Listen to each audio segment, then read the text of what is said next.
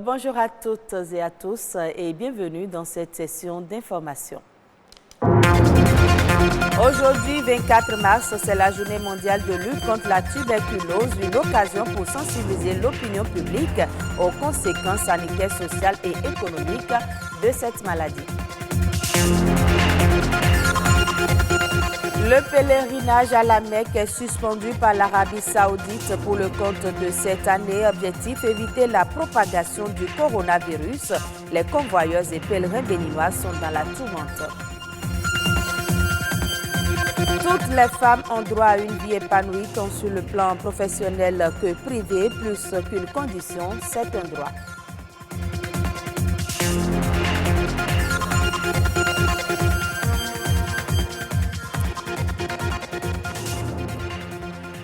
La tuberculose demeure la maladie infectieuse la plus meurtrière au monde. Aujourd'hui, 24 mars, c'est la journée mondiale de lutte contre cette maladie. Une journée qui sensibilise l'opinion publique aux conséquences sanitaires et socio-économiques dévastatrices de la tuberculose et intensifie l'action visant à mettre fin à l'épidémie mondiale. Le thème de cette année insiste sur l'urgence d'agir pour honorer les engagements pris par les dirigeants mondiaux. On fait le point avec Rodrigue Babagbeto. Chaque jour, c'est plus de 4000 personnes qui meurent de la tuberculose et près de 30 000 qui contractent cette maladie. Plus que toute autre maladie infectieuse avant le coronavirus, la tuberculose tue puisque quelques 1,6 million de personnes en sont mortes en 2017, principalement parmi les personnes marginalisées et les plus démunies. Maladie pulmonaire contagieuse, la TB se transmet par une bactérie, le bacille de Koch. Elle s'attaque habituellement aux poumons, mais peut aussi se propager à d'autres parties du corps, comme les os, les reins et le cerveau. Les symptômes de la tuberculose peuvent varier d'une personne à une autre. Cependant, si durant 3 semaines ou plus, vous avez une toux persistante avec rejet de salive et de sang, une fatigue constante, une fièvre, une perte d'appétit et de poids, ou encore des sueurs nocturnes, il faut vite se rendre chez un médecin. D'après les estimations, la lutte antituberculeuse menée dans le monde a permis de sauver 58 millions de personnes depuis l'an 2000. Au Bénin, 9 malades sur 10 guérissent de la tuberculose. Toutefois, selon l'OMS, le taux de mortalité reste élevé. Il est de 7% parmi les tuberculeux et 18% parmi les patients tuberculeux infectés par le VIH. La prise en compte de cette comorbidité demeure insuffisante. En 2018, de nombreuses actions ont permis une augmentation de 12% du nombre de cas dépistés par rapport à l'année précédente. Il s'agit du dépistage de la maladie avec l'utilisation intensive de technologies modernes de diagnostic, de même que la formation du personnel médical sur la radiographie du thorax et l'amélioration de l'accès aux services par la création de 8 nouveaux centres de dépistage et de traitement de tuberculose. Il est temps. Le thème de la Journée mondiale de lutte contre la tuberculose 2020 insiste sur le fait qu'il est urgent d'agir pour honorer les engagements pris par les dirigeants mondiaux, à savoir élargir l'accès à la prévention et au traitement, garantir un financement suffisant et durable, y compris pour la recherche, puis promouvoir une action équitable centrée sur les personnes et qui respecte les droits humains. Et face à l'épidémie du Covid-19, le gouvernement a exhorté les Béninois à observer des règles d'hygiène et de nouveaux modes de salutation afin de limiter la contamination. Ces mesures sont-elles respectées par tous les Béninois? Quel mode de salutation convient-il d'adopter? Omolade Sani et Rodrigue Blondoumé ont sillonné la ville de Cotonou.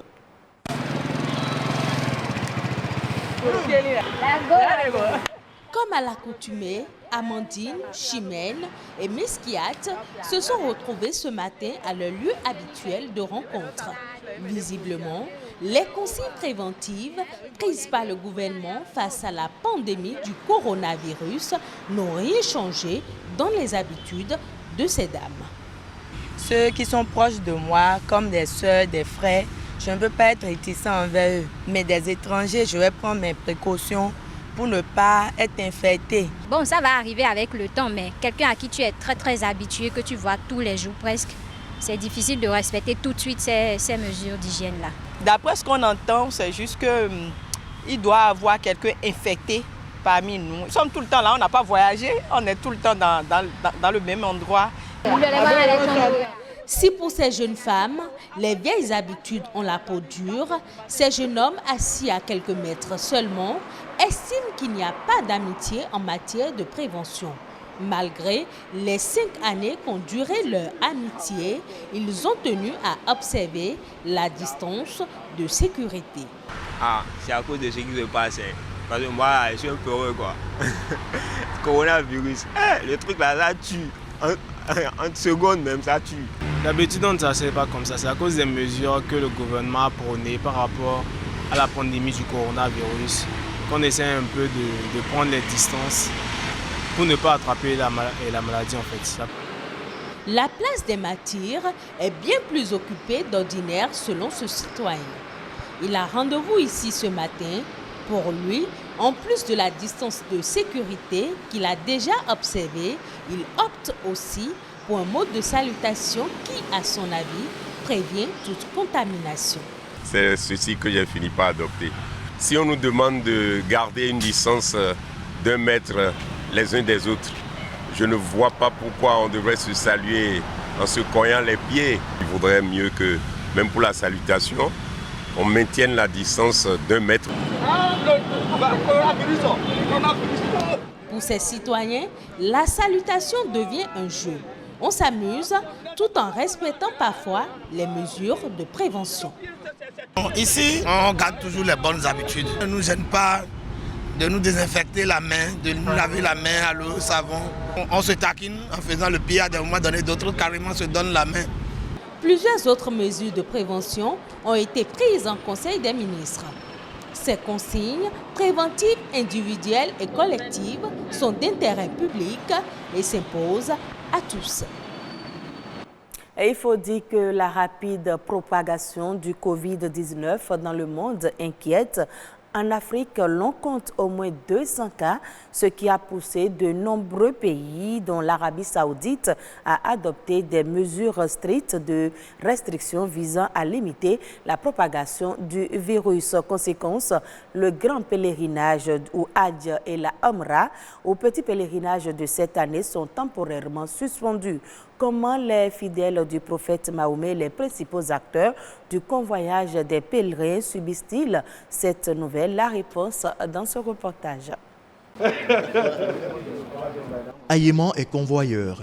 Il a bien le sourire aux lèvres lorsqu'il finit sa prière, mais quand il faut se prononcer sur la possibilité pour les fidèles musulmans de ne pas se rendre au pèlerinage 2020 à cause du coronavirus, c'est avec un ton sérieux qu'il décrit la situation. C'est une énorme perte parce que le pèlerinage, c'est un secteur qui engrange de grands frais. Primo, les inscriptions que nous faisons ici, c'est les frais des pèlerins qui sont engagés. Nous-mêmes qui prenons leurs recettes, nous faisons des bénéfices, pour être franc et juste envers vous. Tous ces bénéfices aujourd'hui ne seront plus de mise. Le pèlerinage, c'est quelque chose qui englobe beaucoup d'argent. C'est des centaines de milliards de dollars. Quand on parle de pèlerinage, quand vous venez dans un pays, vous allez dépenser, vous allez acheter, vous allez vous nourrir, vous allez vous vertir, vous allez acheter des cadeaux à emporter. Tout ça, c'est des ressources aujourd'hui qui sont quand même en griffe, déjà entachées. Le IATA a parlé hier en disant qu'il leur faut 200 milliards pour se relever du secteur de la compagnie aérienne. Parce qu'ils ont fait d'énormes gâchis. Le 27 février, l'Arabie saoudite annonce la suspension momentanée des entrées sur son territoire pour le petit pèlerinage appelé Omra à cause du coronavirus, une décision qui pourrait bien inquiéter. Cependant, c'est plutôt de la sérénité que l'on peut lire sur le visage de ces fidèles musulmans. Il a été dit par le prophète de l'islam, Mohammed, qu'il soit béni par Dieu, il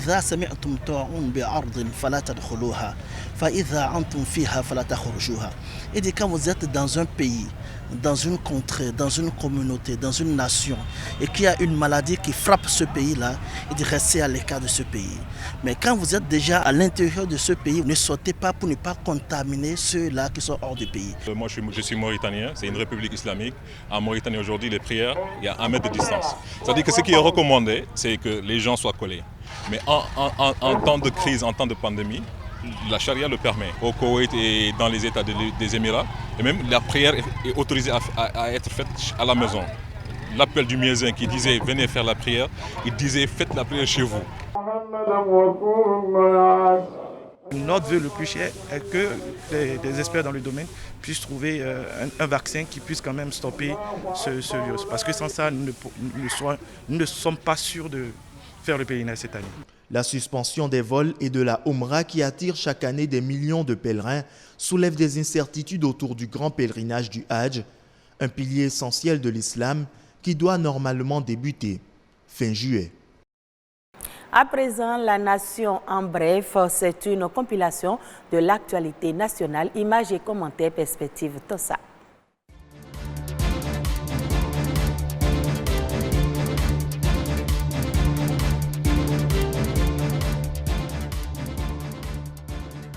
Le gouvernement béninois a décidé ce dimanche 22 mars 2020 la fermeture de tous les lieux de culte et ce jusqu'au 5 avril 2020. Cette décision du samedi 21 mars 2020 a été prise après concertation avec les responsables des différentes confessions religieuses face à la difficulté des églises à respecter la distance entre les fidèles au cours de la messe. Une décision qui renforce les mesures prises par le gouvernement concernant les 1 mètre de distance. Le Bénin s'en remet à la chloroquine pour soigner les personnes atteintes et suspectées de développer le coronavirus. Le pays s'aligne donc derrière les États-Unis, la France et d'autres pays occidentaux qui ont déjà fait recours à ce médicament dans le traitement efficace des cas atteints de cette maladie. À en croire le ministre de la Santé, 2 cas confirmés sous traitement appliqué de la chloroquine se portent très bien. Il a rappelé qu'au cours de son premier passage au sujet de l'épidémie du Covid-19, qu'il y avait une polémique autour de ce traitement, mais que le gouvernement avait anticipé et avait mis en place un stock de chloroquine au cas où ça allait être confirmé. Les pays occidentaux sont en train de confirmer l'utilisation de ce traitement. Et dès le premier cas que le Bénin a enregistré, l'utilisation de la chloroquine a été adoptée avec une autre molécule.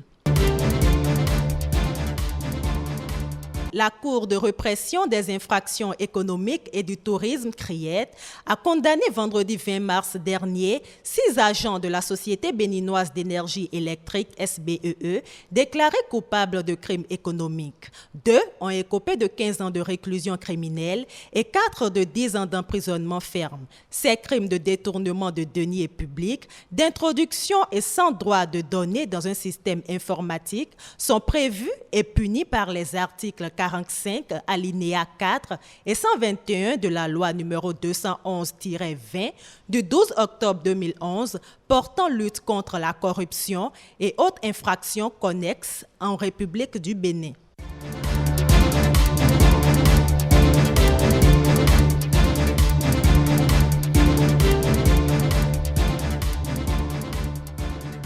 Hors du Bénin au Cameroun, le gouvernement sollicite l'aide de la BID pour booster les filières coton et soja. Le 19 mars dernier, le président camerounais a autorisé par la signature d'un accord de prêt de 64,3 milliards de francs CFA ainsi que les documents subséquents à son renouvellement.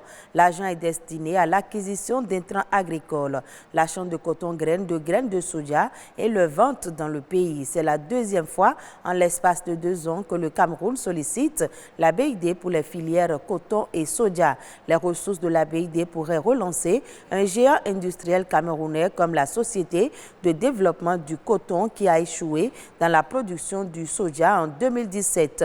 Son huile n'a pas réussi à se positionner sur le marché camerounais. Bien plus, la commercialisation des tourteaux de soja a été mise en difficulté par la grippe aviaire. Et c'est la fin de ce journal. Merci à vous de nous avoir suivis.